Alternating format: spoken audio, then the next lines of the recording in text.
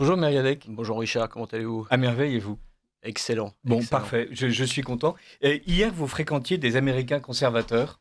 Oui, j'avoue que ça m'arrive pas Mm. tous les jours, mais de temps en temps, c'est intéressant, surtout quand on se targue de faire de politique internationale. Ces gens-là, aujourd'hui, évidemment, comptent. Non, trêve de plaisanterie. J'ai rencontré hier à Paris quelqu'un qui est, comment pourrait-on dire, l'un des hommes, l'un des intellectuels les plus influents de la Washington de l'ère Trump.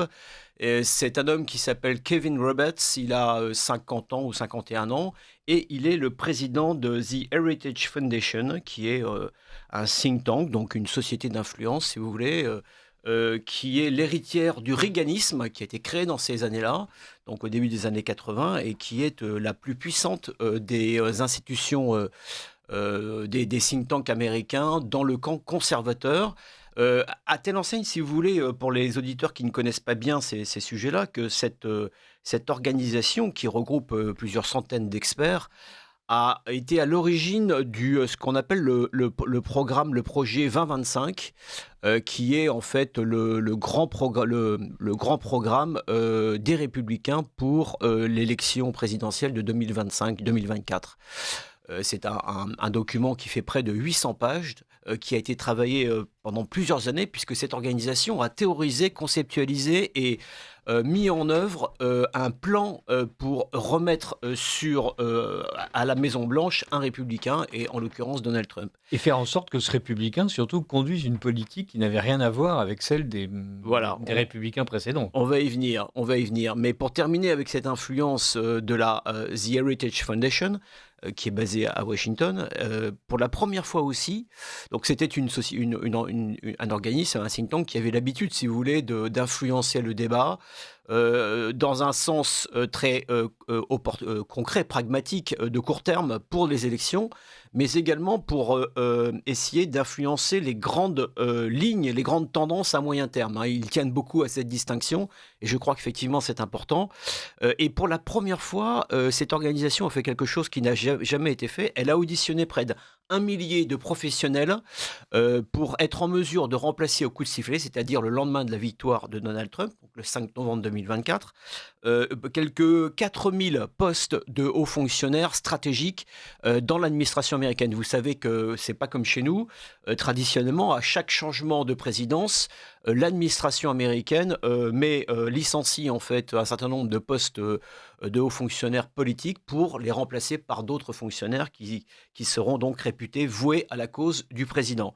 Et le reproche que l'on avait fait, ou en tout cas l'un des handicaps qui avait été mis en valeur à la fin du premier mandat de Donald Trump, avait été son incapacité finalement à rendre concret un certain nombre de lignes programmatiques, parce qu'il avait été enchaîné, handicapé, gêné, freiné par ce que les Américains appellent l'État profond, le Deep State, c'est-à-dire ce que Kevin Roberts, l'Américain que j'ai vu hier à Paris, appelle les agences, les interagences.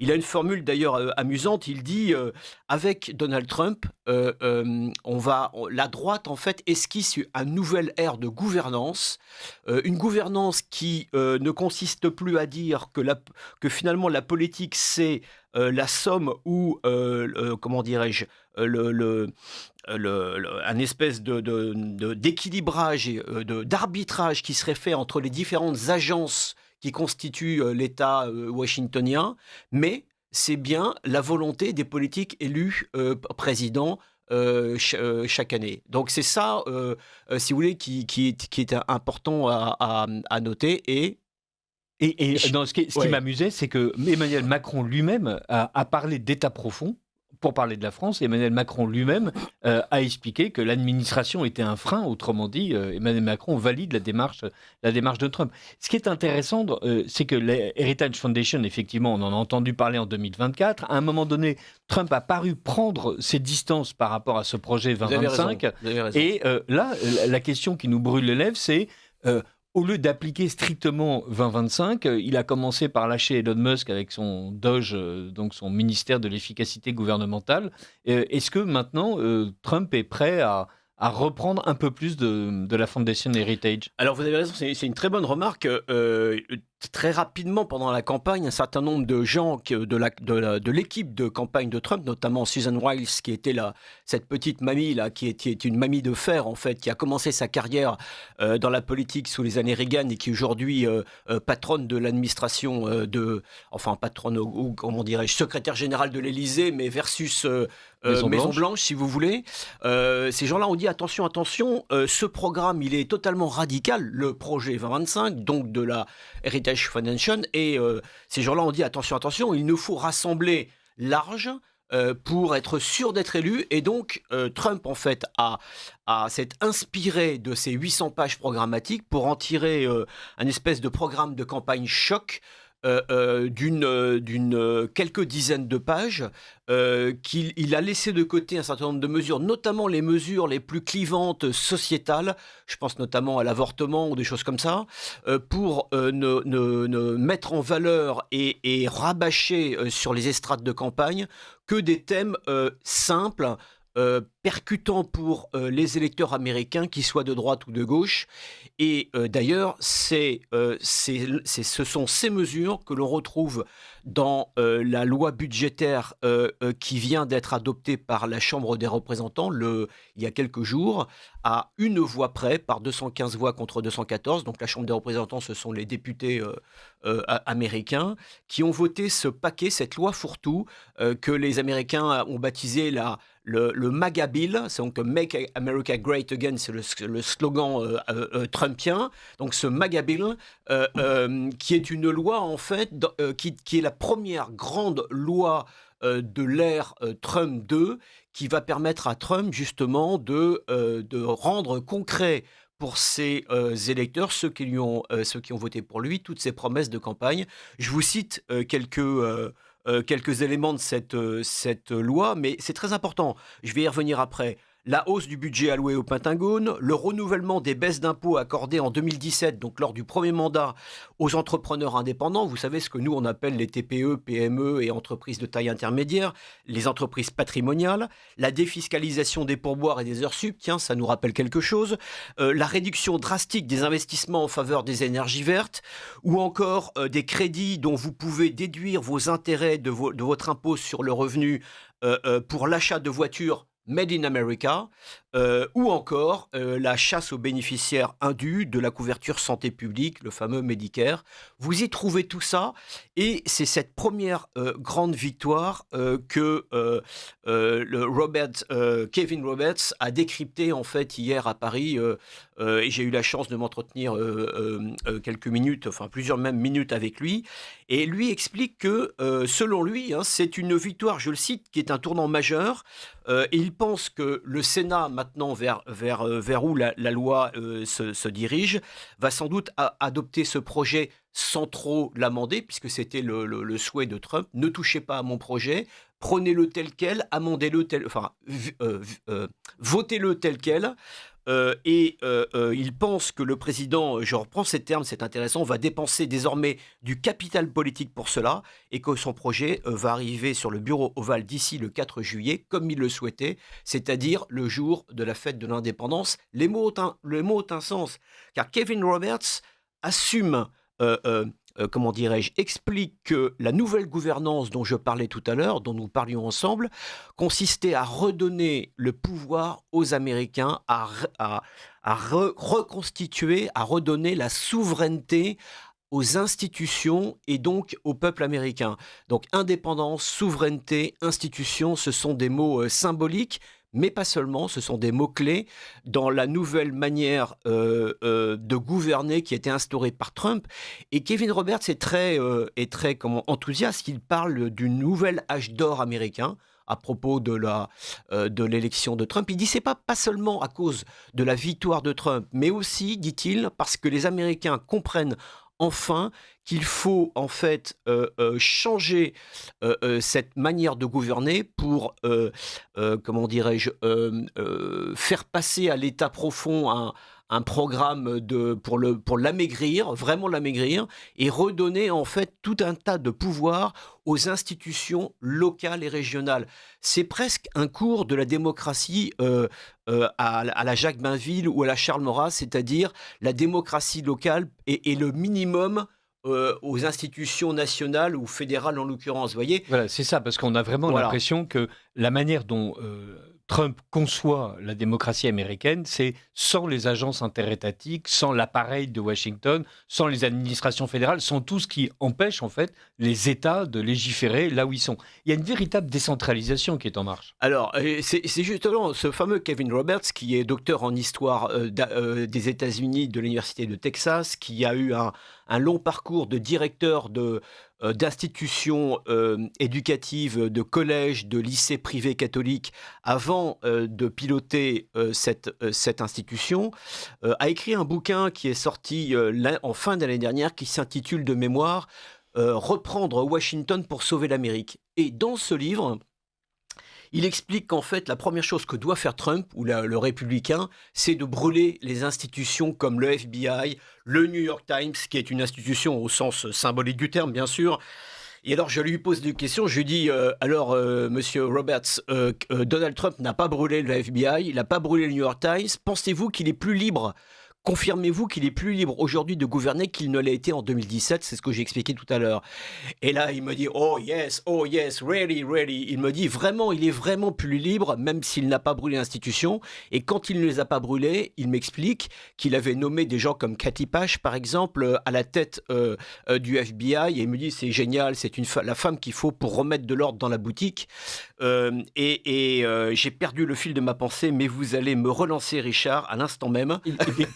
Donc, effectivement, Trump n'a pas forcément appliqué tout le programme de la Fondation Héritage, mais il a mis en œuvre une partie de la décentralisation et il commence effectivement à profondément transformer l'administration centrale. Voilà. Et alors, il y a un point majeur sur lequel que m'a éclairé ce fameux Kevin Roberts. Il m'a expliqué qu'en fait, ce que l'on voyait en ce moment, c'est qu'il me dit, si l'élection présidentielle avait lieu aujourd'hui, Trump obtiendrait un score encore plus important qu'en novembre dernier.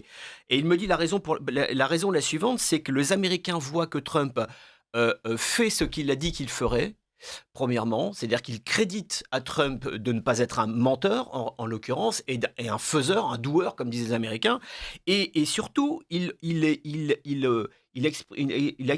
a pris une expression intéressante. Il m'a dit qu'il réalignait sa stratégie pour élargir sa base électorale au maximum, pour faire, me disait un de ses conseillers américains, pour faire l'union des droites, connaissant un peu le débat en France, pour élargir en fait son socle.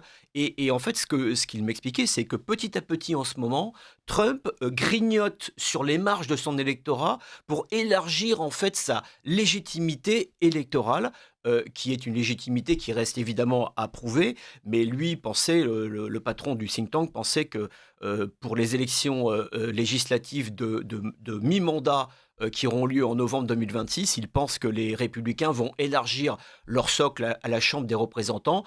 Ça restera à prouver.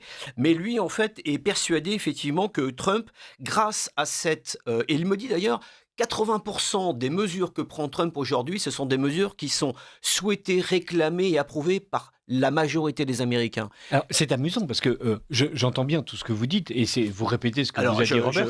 Mais donc j'analyse, comme disait la manière dont Kevin Trump voit les choses. Voilà, c'est pas vous qui l'inventez, mais en même temps, en France, on nous dit en permanence que la popularité de Trump s'effondre, que les Américains sont dans le doute le plus complet. Bonne question. J'ai évidemment posé cette question, Richard, vous vous en doutez bien, à Kevin Roberts, et je lui dis, et il me répond, non, la popularité de Donald Trump aujourd'hui aussi aux alentours de 50%. Je pense qu'il est un petit peu optimiste, c'est plutôt 40, 44, 45.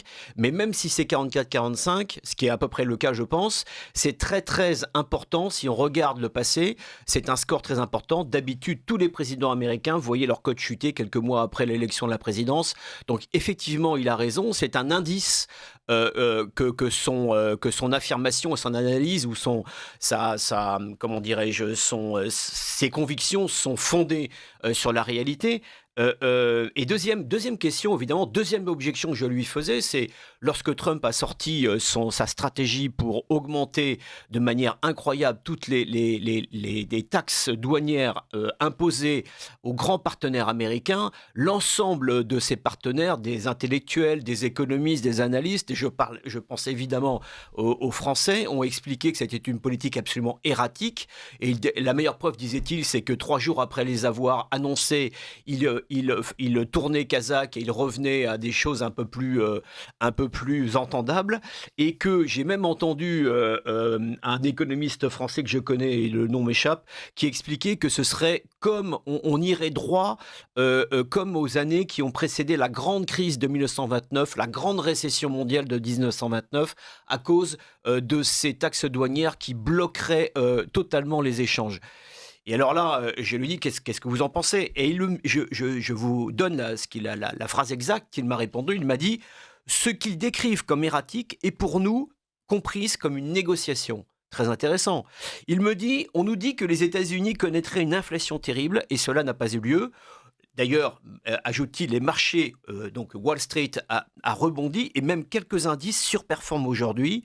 Je pense, dit-il, que Trump est prêt à endurer quelques 6 mois de turbulences sur les marchés, en contrepartie de la sécurisation des nouveaux accords commerciaux bilatéraux. Donc autrement dit, les hauts et bas que l'on vit aujourd'hui en matière économique et qui sont en particulier reflétés par la bourse seraient simplement la traduction immédiate du bras de fer instauré par Trump pour remettre à plat l'ensemble des conditions avec lesquelles il souhaite faire du commerce avec les grandes puissances et notamment les sous-traitants mondiaux.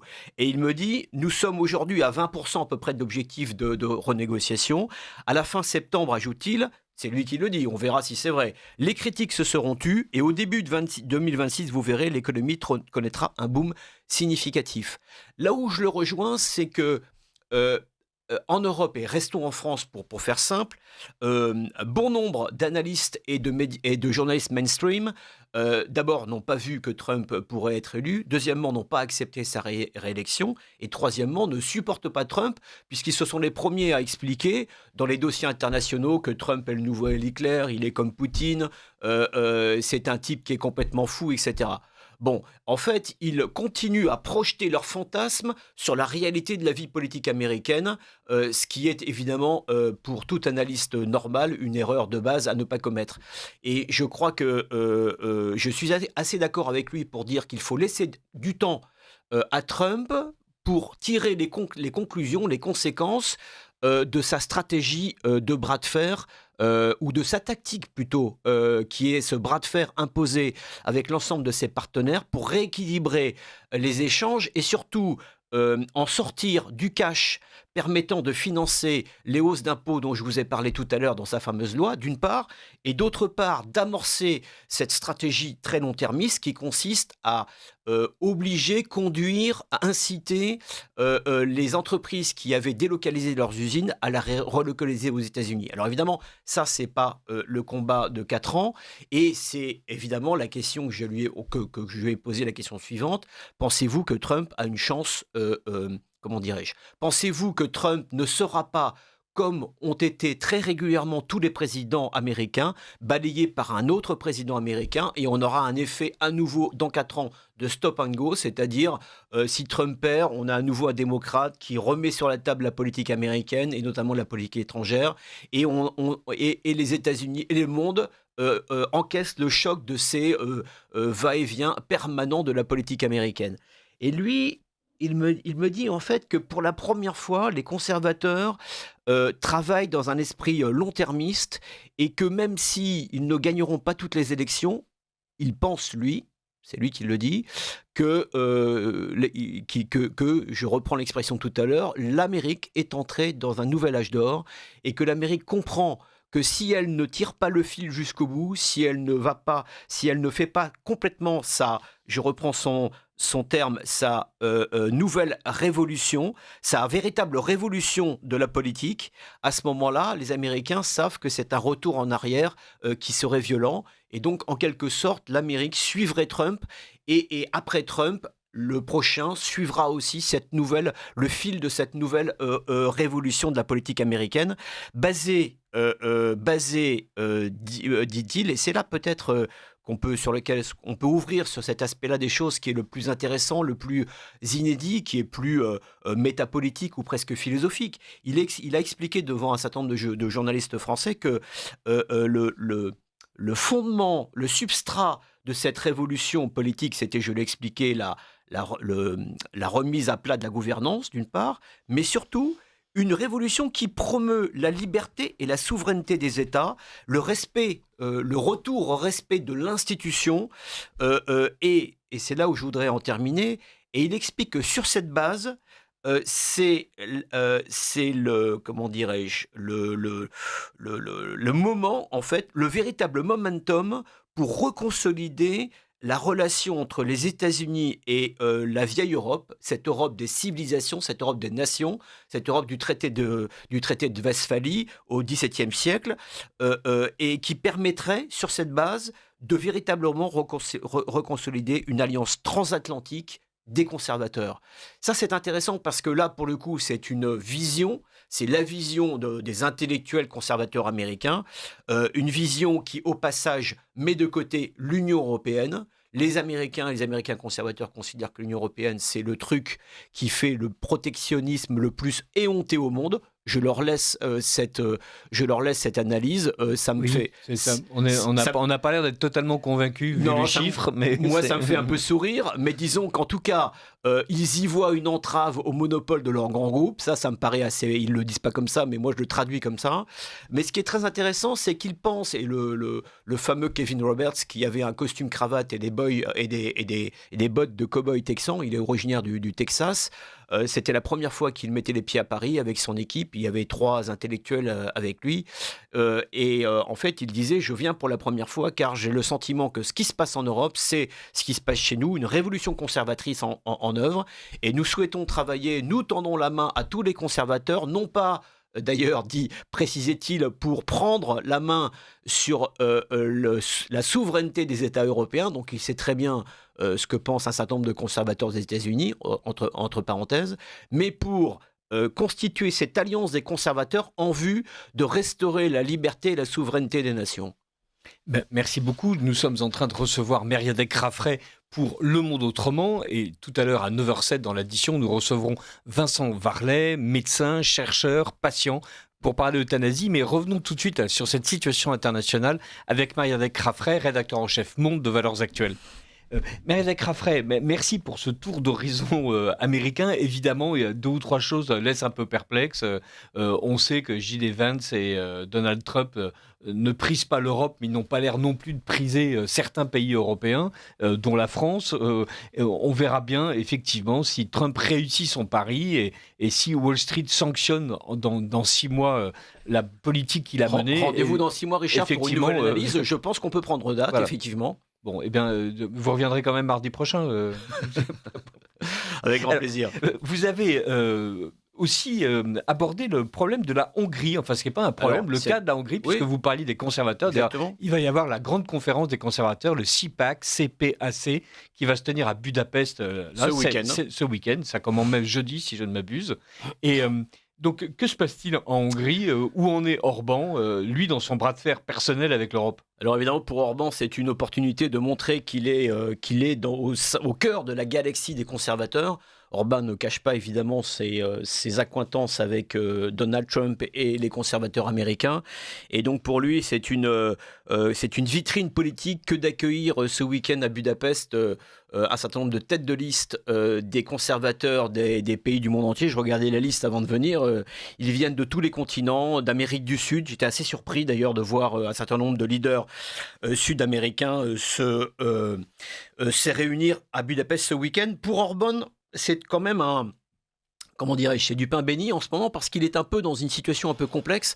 Vous savez que Orban, il est au pouvoir depuis, de mémoire, 2013, après avoir, sans discontinuer, 2012 ou 2013, c'est-à-dire il dirige quasiment depuis 16 ans l'exécutif hongrois, après avoir été un petit passage entre la fin des années 2000 également président, et il est en quelque sorte touché par l'usure du pouvoir, par une forme de contestation, d'ailleurs, non pas sur sa gauche, mais sur sa droite, ou en tout cas dans la même veine politique que la sienne. Je pense au fameux Peter Magyar, qui est mari de l'ex-ministre de la Justice de Viktor Orban, qui a une quarantaine d'années et qui a créé son parti TISA il y a quelques années, quelques mois, et qui aujourd'hui, dans les sondages, est en tête chez les conservateurs, qui a quasiment le même programme que lui, et qui se targue de vouloir renouveler en fait le jeu politique hongrois sans les défauts, les travers, dit-il, du Fidesz, c'est-à-dire le parti d'Orban, qu'il accuse d'être totalement, comment dirais-je, gangréné, notamment par les compromissions financières. Je lui laisse la responsabilité de ses propos. Et voilà que Orban vient de sortir, enfin le parti d'Orban vient de sortir une nouvelle loi qui fait polémique, qui fait parler en tout cas, son fameux projet de loi sur la transparence dans la sphère publique. Voilà à nouveau l'histoire de la transparence qui revient à l'actualité européenne. Vous savez que cette loi sur la transparence a défrayé la chronique en Géorgie il y a quelques mois. Tout le monde a accusé en fait la majorité géorgienne à l'époque d'être sous influence de la Russie et de vouloir verrouiller en fait le débat politique en Géorgie sous prétexte de transparence. Transparence qu'au passage, cette transparence existe légalement aux États-Unis par exemple. Donc tout ça c'est assez discutable. Bref, cette loi sur la transparence dans la sphère publique a été déposée le 13 mai dernier au Parlement hongrois et devrait être adoptée sans coup férir, sauf, on verra, mais a priori c'est quand même comme ça que ça se dessine, par la majorité, puisque la majorité est du Fidesz. D'ailleurs, la plupart des grandes têtes d'affiche du Fidesz ont signé publiquement un engagement pour adopter cette loi qui va obliger...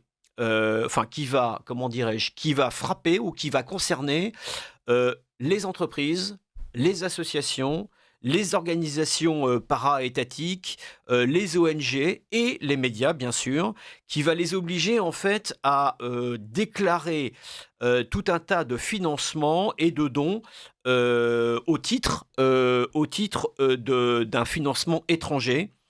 Et je résume, cette loi va armer en fait un bureau, une agence fédérale, une agence gouvernementale, qui sera ensuite chargée d'appliquer un certain nombre de contraintes sur les entreprises, les organisations, les médias, dont les financements étrangers sont considérés comme très importants ou déséquilibrés par la loi hongroise. Ils seront obligés de passer par des contraintes administratives très fortes, de payer des amendes très importantes, etc., etc. Bref, ils auront des boulets aux pieds. Et évidemment, Viktor Orban vote cette loi alors qu'il a rendez-vous avec ses électeurs au printemps 2026 pour des législatives qui s'avèrent très serrées. Et dans la foulée, simultanément, aussitôt, les oppositions, mais pas seulement, pardonnez-moi, ont crié au verrouillage, à la dictature même, on a entendu ce mot, à la confiscation par avance du résultat des élections. Et devinez, Richard, qui a crié le plus fort, comme d'habitude, c'est l'Union européenne. Ce sont les eurodéputés du centre et de la gauche, repris par la Commission européenne, qui menace les uns et les autres, menace aujourd'hui la Hongrie de lui couper les subsides européens auxquels elle a droit tant qu'elle n'aura pas renoncé à cette loi. On est d'accord, c'est absolument fascinant. Voici une loi sur la transparence, autrement dit une loi anticorruption qui oblige en fait tout le monde à déclarer d'une part ce qu'il reçoit, d'autre part l'origine des fonds. C'est exactement cette espèce de vertu républicaine qui est tant vantée en France. Et le fait que ça permette vraisemblablement de montrer que tous les partis d'opposition sont financés par l'Union européenne ou des ONG comme Soros paraît être une atteinte horrible à la démocratie. Alors c'est une loi contre les ingérences étrangères, pour être précise. J'ai oublié de mentionner ce terme, mais c'est comme cela que Viktor Orban la présente officiellement. Et il dit attention, vous messieurs, mafieux qui voulaient vous ingérer dans la politique, nous allons prendre une loi qui va nous protéger contre les ingérences étrangères en vue de l'élection de Parce que 2026. c'est un peu comme le sketch des inconnus, il y a les bonnes ingérences étrangères, Voilà. c'est quand Macron va en Roumanie, Voilà. lui ou ses affidés, C'est comme ou le c'est cholestérol. quand Ursula von der Voilà. Leyen explique ce qu'il faut voter à droite ou à gauche, et il y a les mauvaises ingérences étrangères, donc c'est celle de la Russie et de la Chine. Voilà le principe. Maintenant, on sent bien que cette loi, j'en discutais hier avec des experts hongrois, peu suspects d'être anti-Orban, qui m'expliquaient quand même que le problème de cette loi, c'est qu'elle est son périmètre est très large, très flou, et donc il y a quand même un problème dans le sens où, par manque de précision, cette loi risque de toucher un certain nombre d'organisations et d'entreprises peu suspects de vouloir faire de l'ingérence étrangère, mais qui sont par nécessité fait loi, contraintes d'aller chercher des financements étrangers pour lancer un produit, pour lancer une application, etc. Donc il y a quand même un débat là qui se pose en Hongrie, et on sent quand même que au-delà de cette équation politique que vous avez justement rappelé, il y a quand même on sent qu'on est dans une forme de fin de règne de Viktor Orban, qui commence à accuser le poids des ans aussi, et on risque le climat de la politique intérieure hongroise risque de se tendre dans les prochains mois. Il sera intéressant de voir comment Orban, cet animal politique, annoncé plusieurs fois perdant dans les élections législatives et qui a toujours remporté les élections les unes après les autres, va se dépatouiller de ce nouveau débat. Alors, puisqu'on parle de fin de règne, puisqu'on parle de flou, c'est le moment venu de parler de Macron et de son voyage en Asie du Sud-Est. Je vous laisse la responsabilité de cette transition habile, cher Richard. Emmanuel Macron, ça n'a échappé à personne depuis ce matin, était à Hanoï hier, où il a débarqué pour un voyage officiel. Je fais référence bien sûr à toutes les images qui ont tourné sur l'ensemble des réseaux sociaux du monde entier, de la Terre, en tout cas francophone. C'est des images prises par l'Associated Press, autrement dit une agence de presse américaine insoupçonnable. Trump ne l'aime pas, donc c'est un brevet de vertu. Voilà, donc je laisse aux commentateurs l'histoire de la fameuse claque qui aurait été donnée par son épouse au président juste avant sa sortie, son arrivée, sa descente de l'escalier de son avion présidentiel. Emmanuel Macron a sérieusement entamé une tournée dans le sud-est asiatique. Il était hier et aujourd'hui à Hanoï au Vietnam. Il sera en milieu de semaine en Indonésie, et il terminera cette tournée vendredi par Singapour avant de rentrer en France. Vous ne savez pas, mais peut-être vous rappelez-vous qu'Emmanuel Macron est à l'origine d'une stratégie qu'on a appelée la stratégie Indo-Pac pour Indo-Pacifique, qui a été écrite en 2018 par les institutions françaises, et qui couche noir sur blanc sur le papier les intérêts de la France à développer une stratégie globale et de puissance dans cette zone de l'Indo-Pacifique, dans lequel, il est vrai, la France maintient un certain nombre d'intérêts, à commencer évidemment par ses territoires ultramarins, ses zones économiques exclusives, c'est-à-dire les endroits où elle a la souveraineté sur les eaux en matière économique, et aussi sur le nombre de ses ressortissants, qui sont plus de 1,6 million à résider en permanence dans cette zone. Et Emmanuel Macron a fait le pari avec les gens qui l'entouraient qu'il était possible pour la France de se glisser entre les deux grandes puissances entre lesquelles en fait la confrontation ne cesse de monter, à savoir les États-Unis d'un côté, les victorieux de la guerre de 39-45, et la Chine d'autre part. Et Emmanuel Macron en fait fait des sauts de puce, je dirais, à la frontière, à la charnière de ces deux grandes plaques tectoniques.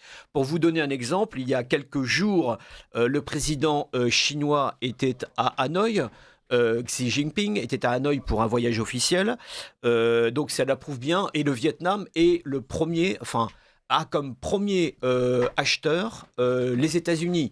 Avec des droits de douane absolument stupéfiants, voilà, d'ailleurs, donc le proposés Vietnam par est Trump. en quelque sorte l'un des fameuses usines de sous-traitance du monde avec laquelle Donald Trump veut rétablir une forme d'équilibre.